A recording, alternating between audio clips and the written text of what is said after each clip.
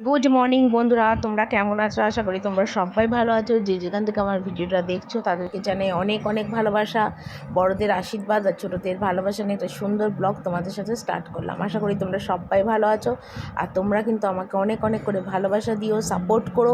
এইটুকুনি শুধু তোমাদের কাছে চাই, আর তোমাদের কাছে কিছুই চাই না। তোমাদের ভালোবাসার সাপোর্টেই কিন্তু আমি এতটা দূরে এসেছি। হয়তো তোমরা ভাববে আমি রোজ কেন একই কথা বলি, না রোজই তোমাদের বলি। তো সকালবেলা উঠে পাম্পটা ছাড়লাম আর নিচে এলাম সিঁড়িতে। তো সমস্ত রাত্রিবেলায় উপরে যেহেতু খাওয়া দাওয়া হয়, তো সেই জন্যে সিঁড়িতে সমস্ত বাসন থাকে। তো যেটা আমি সকালবেলা প্রতিদিন বাসি জামা কাপড় ছাড়ার আগে নামাই আর নামিয়ে মাজা ঘষা করে নিই, মেজে বাসি কাজ সেরে তারপর কিন্তু আমি বাসি নাইটি ছেড়ে তারপর রান্নাঘরে এসে চা করি, ভাত বসাই, রান্নার কাছে হাত দিই। বাসি অবস্থায় কিন্তু আমি রান্নাঘরে কোনো কাজই করি না। তো সেগুলোই সকালবেলা নামালাম। তো বেশি খুব বাসন নেই, কারণ যেহেতু এখন গরমকাল, তো রাত্রিবেলা অবধি যতটা বাসন থাকে আমি কিন্তু সব মাজা ঘষা করে নিই। এখানে যা বাসন তোমরা দেখছো আমি মাজছি, সেটা কিন্তু শুধু রাত্রিবেলায় খাওয়ার বাসনটা, মানে আমাদের যে বাড়িতে 6 জন আছে, 6 জন মানুষের বাসন মাজা। বাকি কিন্তু আমি সমস্ত বাসন কোসন মেজেই রাখি। শীতকালে তো মেজে উঠতে পারি না, ঠান্ডা প্রচণ্ড, বিকেল না হতেই। তো গরমকাল বলে এই সুবিধাটা হয়েছে, বাসনগুলো আমি সমস্ত মেজে রাখি। তো এই কটা বাসনই হয়েছে, সিঙ্কের জলের তলায় দিলাম, দিলে কি হয় নরম হয়ে যায় বাসনটা, এঁঠোটা নরম হয়ে যায়, আর তখন বাসনটা মাজতে অনেকটা সুবিধা হয়। তো সেই জন্য বাসনগুলোকে ভালো করে এখন মাজছি, মেজে নিয়ে আর এই গ্যাস টেবিলের ওপরেই জল ঝরাতে দিচ্ছি, কারণ এক ঝুড়ি বাসন কালকের অলরেডি রয়েছে, যেটা আমি কালকে মানে রাত অবধি যেগুলো মেজেছি সেই বাসনগুলো চুবড়িতে সমস্ত রয়েছে, সেগুলো আর গুছাইনি, সেগুলো পরের দিন সকালবেলা করে গুছাই, কারণ জল থাকে তো তখন আর রাতেগুলো গুছানো হয় না। তো সেই জন্য সকালে মানে ওগুলো করি। তো সেখানের জন্য ওগুলো গুছিয়ে নিয়ে রয়েছে, আর এখন সকালে যেগুলো মাজলাম ওগুলো জল ঝরে গেলে একবারে মানে চুবড়ি ভর্তি বাসন হবে, তারপর সেগুলোকে আমি গোছাবো। তো বাসন টাসন মেজে রান্নাঘরে জল টল দিয়ে পরিষ্কার করে তারপর ওপরে এলাম, আর ওপরে এসে দেখতেই পাচ্ছ বাসি নাইটি ছেড়ে একদম গা হাত পা ধুয়ে স্নান করলাম। আজকে মাথায় শ্যাম্পু করেছি, শ্যাম্পু করে মাথায় স্নান করেছি, কারণ সকালবেলা উঠে মাথায় শ্যাম্পু করে নিলে আমার সুবিধা হয়, কারণ বেলার দিকে না মানে বিছনাবাটি তুলে কাপড় জামা কেচে মাথা ঘষতে রান্না থাকে, আর যেন আমার শরীরে কুলোয় না। তো সেই কারণের জন্য আজকে সকাল সকাল সুযোগ হলো বাসনটা মেজে নেওয়ার, সেই জন্য। আর তোমাদের দাদাভাইকে আজকে বলেছি যে চাটা কিন্তু তুমি করবে, আমি কিন্তু চা করতে পারবো না, কারণ সকালবেলা আমার জামা কাপড় কাচা আছে, স্নান করব, মাথা ঘষবো, এইসব কাজগুলো আছে। তো সকাল সকাল স্নান করে বেশ ভালো লাগছে, ফ্রেশ লাগছে। আর এখন গরমকাল তো মানে দিনে 2-3 বার করে স্নান করলেও কোনো অসুবিধে নেই, বেশ ভালো লাগে 2-3 বার করে স্নান করতে। কিন্তু আমি যদিও এখনও 2-3 বার করে স্নান চালু করিনি, মানে 2বারই চালু করিনি, 3বার তো অনেক দূরের কথা। মানে সকালবেলাতে চান করলাম আর সারাদিনে করবো না, হয়তো বিকেলের দিকে নাইটিটা চেঞ্জ করে গা হাত পা ধোবো, ব্যাস ওইটুকুনি। কারণ আমার প্রচণ্ড আবার গা হাত পা যন্ত্রণা করে, তো সেই জন্য না আমার আর 2বার করে গা ধোয়া হয় না। আগের বছরও আমি দিনে 3বার করে স্নান করেছি, মানে শরীরটা ঠিক ছিল। এখন শরীরটা একটু অন্যরকম, তো মানে জন্ডিস হওয়ার পর শরীরটা প্রচণ্ড অন্যরকম হয়ে গেছে, তো সেই জন্যে না এখন আর 2-3বার করে স্নান করে উঠতে পারি না। তো ভয় লাগে যে যদি আবার শরীর টরীর খারাপ হয়, আর সত্যি কথা বলতে কি শরীর খারাপ হলে আমাকে কেউ দেখা করার নেই। তো সেই কারণের জন্যে মানে সবসময় চেষ্টা করি নিজের শরীরটাকে ভালো রাখা, সুস্থ রাখা, যাতে মানে কারুর মানে অধীনে না থাকতে হয়। মানে আমাকে আমার শরীর খারাপ হলে সবার একটা ঝামেলা, বিশেষ করে তোমাদের দাদা ভাইয়ের একটা ঝামেলা হয়, ডাক্তার এখানে নিয়ে যাওয়া, ডাক্তারের একটা খরচপাতি, দোকান বন্ধ করে কামাই করতে হয়, মানে আমার এতটাই বাড়াবাড়ি শরীর খারাপ হয়ে যায় আর কি।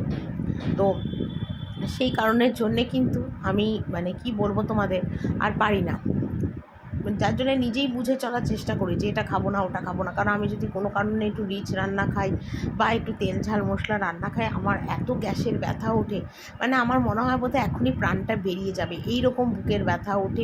পেট ব্যথার থেকেও বুকের ব্যথাটা প্রচণ্ড হয়, মানে সহ্য করতে পারি না, এতটা ব্যথা ওঠে, মানে আমি দম ফেলতে তুলতে পারি না, আমার মনে হয় যেন দমটা এক্ষুনি বেরিয়ে যাবে।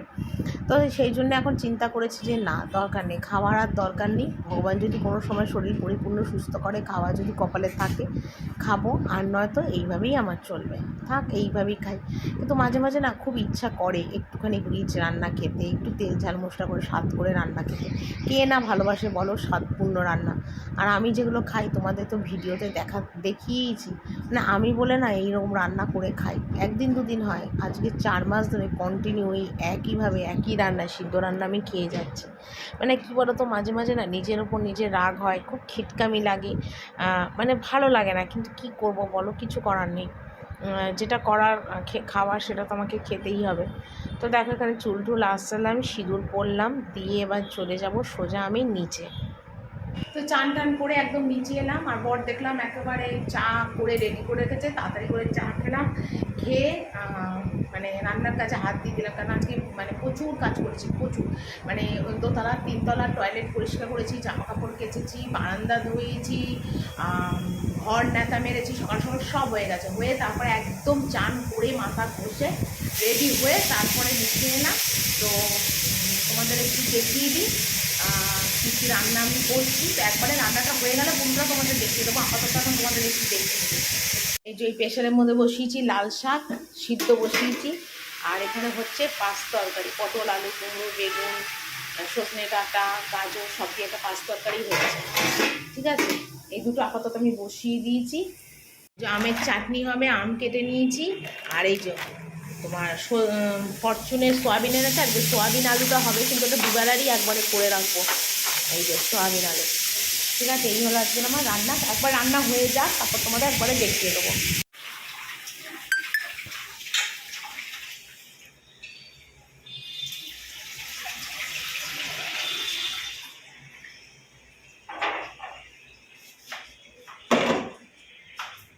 বন্ধ কর।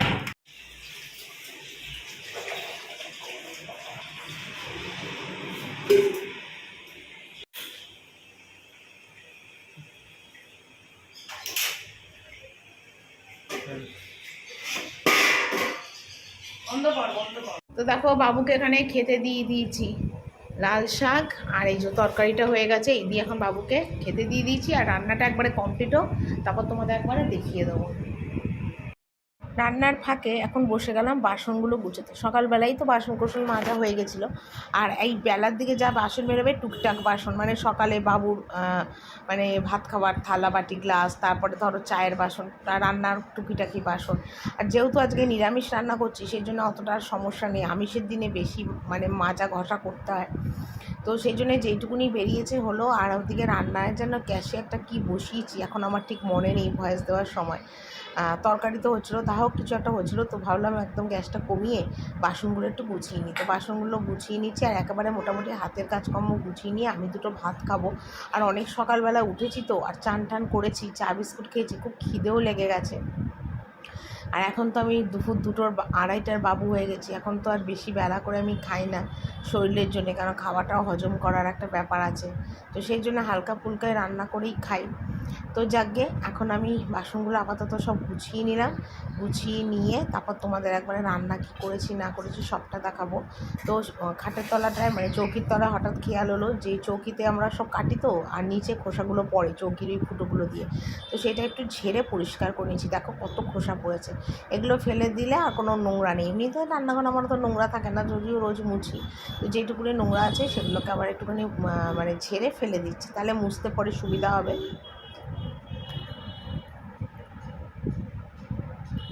দেখো ঘড়িতে বাজে এখন 4টে, আর এই 4টের সময় আমার এখন রান্না কমপ্লিট হলো। তোমাদের একবার রান্নাটা দেখিয়ে দিই।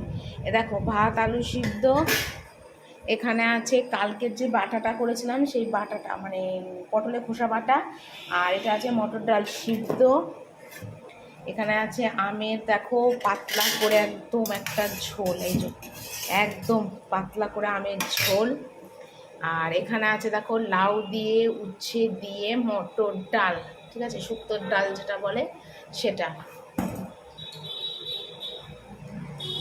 আর এখানে আছে দেখো পাঁচ তরকারি, সজনে ডাঁটা দিয়ে বড়ি দিয়ে আলু কুমড়ো বেগুন পটল মিষ্টি আলু দিয়ে একটা তরকারি, আর এটা হলো লাল পালং শাক। ঠিক আছে, লাল পালং শাক পাঁচ তরকারি। আর এটা হয়েছে আজকে সোয়াবিন আলু, যেটা আমি দুবেলারই করে রেখেছি। আর কটা চানা ছিল, চানা কটাও এর মধ্যে দিয়ে দিয়েছি, এই দেখো চানা। তো একদম পাতলা হালকা পাতলা করে সোয়াবিন আলুটা করে রাখলাম একবারে দুবেলার। ঠিক আছে, এই হলো আজকের আমার দুপুরের মেনু।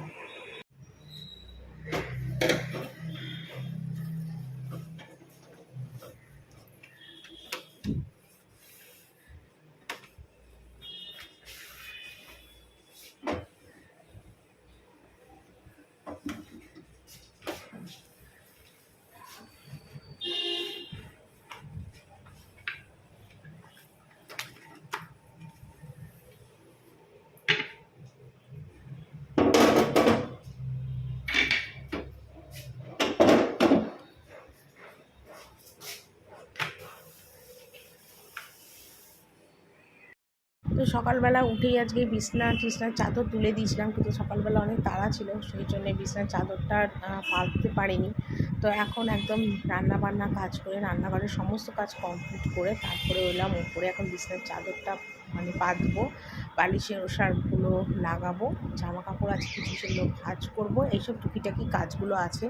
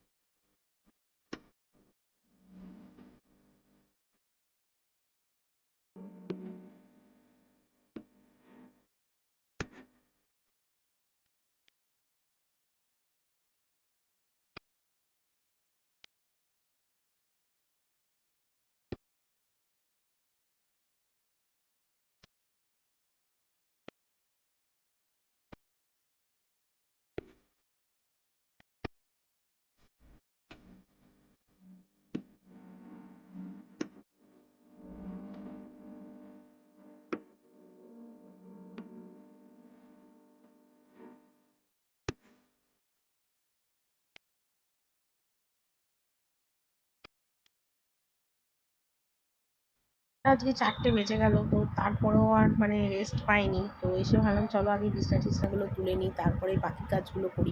কারণ একবার যদি কাজ করে এসে একটু শুয়ে পড়ি না, আমার আর শরীর ছেড়ে দেবে। যা গরম পড়েছে, গরমের মধ্যে আর সত্যি একভাবে কাজ আর করতে পারি না। তো আর পারলাম না, দাঁড়িয়ে দাঁড়িয়ে বসে বসেই এখন বালিশের ওষারগুলো লাগাচ্ছি। আর ভীষণ গরম পড়েছে, তো একবার আমি এগুলো সেরে একবারে গায়ে একটু জল ঢেলে আসবো, কারণ প্রচণ্ড গরম লেগে গেছে। সারাদিন কাজের পরে শরীরটা এতটা ক্লান্ত হয়ে পড়ে, আর তোমাদের কি বলবো, আমার আর কোনো ভাষা নেই, কোনো কথা বলার। আমি এখন যে তোমাদের ভয়েসটা দিচ্ছি সেটাও ইচ্ছা ছিল না আজকে ভয়েস এডিটিং করার, কিন্তু তবু ভয়েসটা দিচ্ছি। কারণ সত্যি কথা, একই সময় না আর আমার শরীরটা চলে না, শরীরটা এতটা ক্লান্ত হয়ে পড়ে। তো যাকগে। আর এখানে দেখো প্রচুর জামা কাপড়, তোমাদের দাদাভাইয়ের জামা কাপড়গুলো আলাদা করবো, যেগুলো ওই ঘরে যাবে, আমারগুলো এইখানে ভাঁজ করবো, ছেলেরগুলো করবো, আলাদা আলাদা করে সবগুলো গুছবো আর কি। আর এখন গরম পড়েছে তো ভীষণ, তো সেই কারণের জন্য না সমস্ত কিছু ধোয়া পরিষ্কার করাটাই ভালো, এই হলো কথা। তো চলো বন্ধুরা, আজকের ভিডিওটা আমি এখানেই শেষ করি। কালকে আবার সুন্দর ভিডিও নিয়ে চলে আসবো। আশা করি তোমাদের ভিডিওটা অনেক ভালো লাগবে। আর তোমরা প্লিজ আমাকে একটু ভালোবাসা দিও, সাপোর্ট করার, ভিডিওটা অনেক অনেক করে দেখো, শেয়ার করে দিও, এইটুকুনি তোমাদের কাছে চাই। তো চলো বন্ধুরা, আজকের ভিডিওটা এখানেই শেষ করি। কালকে একটা সুন্দর ভিডিও নিয়ে চলে আসবো। আজকের মতন বিদায় নিলাম, টাটা।